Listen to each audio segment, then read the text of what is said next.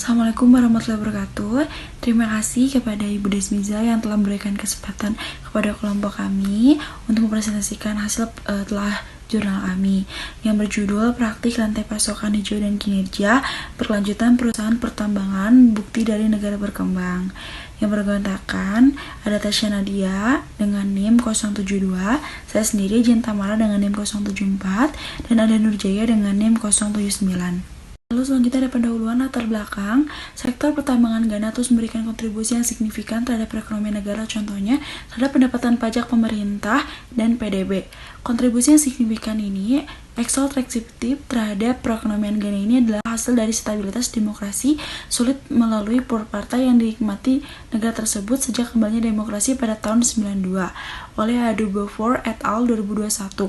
Namun, meski beberapa kontribusi yang signifikan, sektor pertambangan masih dihadapkan pada beberapa tantangan yang mengancam keterlanjutan sektor tersebut. Perusahaan pertambangan yang melakukan banyak kegiatan seperti pembangunan permukaan, pengalihan lubang yang dalam, penggunaan merkuri, dan limbah lainnya telah mengancam kelestarian lingkungan. Lalu di sini ada rumusan masalah.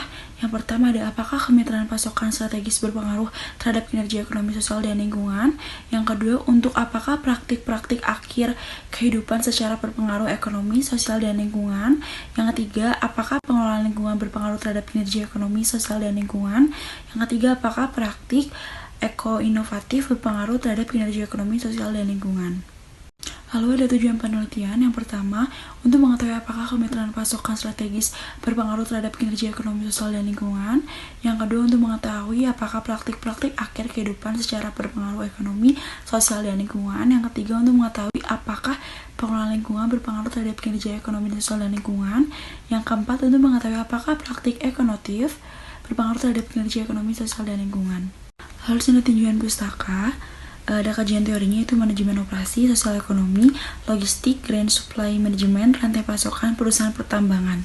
Assalamualaikum warahmatullahi wabarakatuh. Izin memperkenalkan diri, nama saya Nurjaya dengan NIM akhir 079. Di sini saya akan melanjutkan presentasi dari hasil penelitian kelompok kami, yang dimana dari slide ini ada hipotesis penelitian H1, kemitraan pasokan strategis berpengaruh positif terhadap kinerja ekonomi, sosial, dan lingkungan.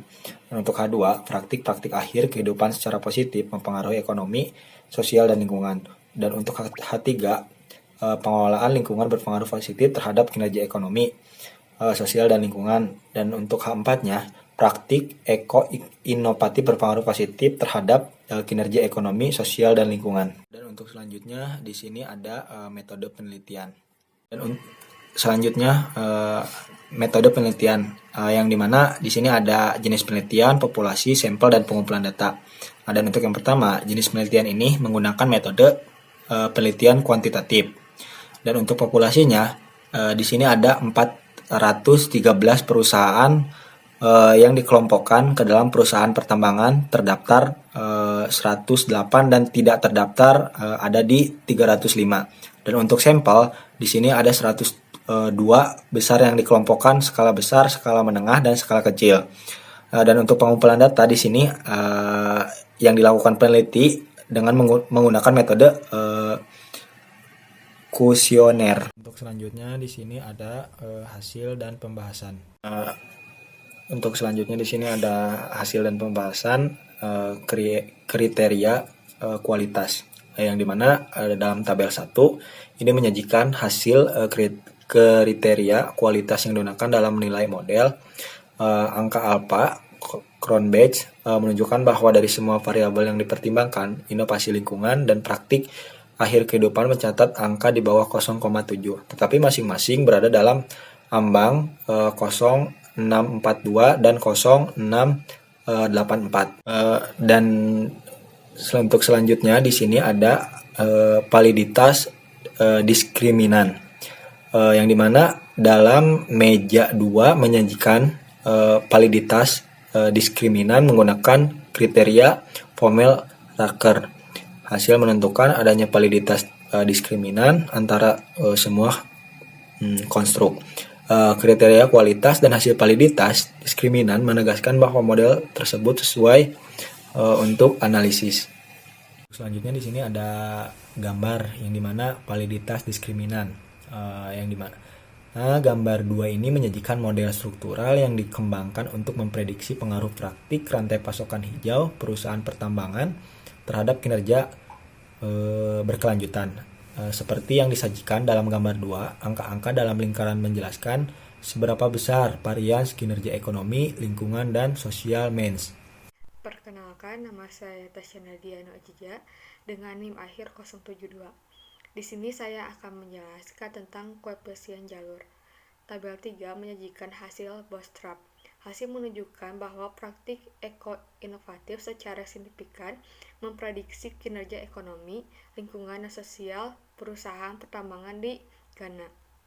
0,000, 0,000 dan 0,012 masing-masing yang menegaskan H4. Selanjutnya saya akan menjelaskan tentang pembahasan. Studi ini memberikan bukti empiris tentang praktik rantai pasokan hijau, mana yang dapat memengaruhi 3 indikator kinerja berkelanjutan. Analisis studi menunjukkan bahwa ketika perusahaan pertambangan terlibat dalam praktik eko-inovasi seperti menggunakan input ramah lingkungan, melakukan daur ulang input internal, dan efisien dengan jumlah input yang digunakan, kemungkinan besar akan mencatat peningkatan yang signifikan dalam sosial, ekonomi, dan kinerja lingkungan. Dalam hal ini, perusahaan pertambangan dapat memberikan kontribusi yang signifikan terhadap perekonomian sehingga mengurangi tekanan yang diberikan oleh anggota masyarakat dan pemerintah kepada mereka. Untuk penggunaan praktik akhir masa pakai yang disebut juga sebagai logistik terbalik, jika perusahaan pertambangan dapat memilihkan badan air ke kondisi sebelum pertambangan, kemungkinan besar akan berkontribusi pada ketiga ukuran kinerja berkelanjutan. Selanjutnya saya akan menjelaskan tentang ukuran efek. Pada tabel 4 menunjukkan bahwa praktik eko-inovatif mencatat ukuran efek menengah untuk kinerja ekonomi dan lingkungan 0,190 dan 0,124, dan ukuran efek lemah untuk kinerja sosial adalah 0,030. Praktik akhir masa pakai juga mencatat ukuran efek sedang 0,257. Untuk kinerja ekonomi dan lemah, ukuran efek untuk kinerja lingkungan dan sosial 0,048 dan 0,041 dalam memprediksi kinerja ekonomi. Selanjutnya saya akan menjelaskan tentang kesimpulan dan saran. Studi ini berusaha untuk menjawab kekhawatiran praktik rantai pasokan hijau dapat mencapai kinerja yang berkelanjutan baik secara keseluruhan maupun sebagian. Studi dengan demikian menegaskan bahwa ketika perusahaan mempraktekkan eko-inovatif dan end of life, mereka dapat mencapai kinerja yang berkelanjutan secara keseluruhan. Namun, kinerja lingkungan dan sosial dicapai hanya ketika perusahaan terlibat dalam manajemen lingkungan internal. Demikian juga, perusahaan dapat mencapai kinerja ekonomi dan sosial ketika mereka menjalin kemitraan strategis dengan pemasok mereka. Selanjutnya, saya akan menjelaskan tentang saran.